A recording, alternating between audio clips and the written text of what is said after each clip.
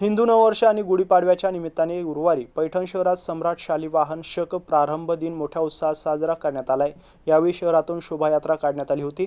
सम्राट शालिवाहन यांच्या प्रतिमेची आकर्षक सजावट, पारंपरिक वाद्यांचा गजर, भगव्या पताका आणि गौरव गुढी उभारून हा नववर्ष दिन साजरा करण्यात आलाय। सम्राट शालिवाहन यांच्या प्रतिमेची आकर्षक सजावट, पारंपरिक वाद्यांचा गजर, भगव्या पताका आणि गौरव गुढी उभारून हा नववर्ष दिन साजरा करण्यात आलाय।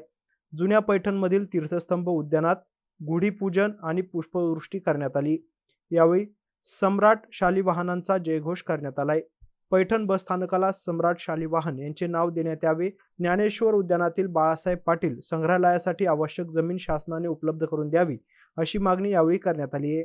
यावेळी उपनगराध्यक्ष तुषार पाटील, ॲडव्होकेट गजेंद्र गोरडे, प्राध्यापक संतोष गव्हाणे, शालिवाहन पतसंस्थेचे चेअरमन किशोर चव्हाण, माजी नगराध्यक्ष शेखर पाटील, सागर पाटील, रमेश खांडेकर, सामाजिक कार्यकर्ते दिनेश पारिक, केदार मिर्दे, अश्विनी लखमले आदींची भाषणे झाली।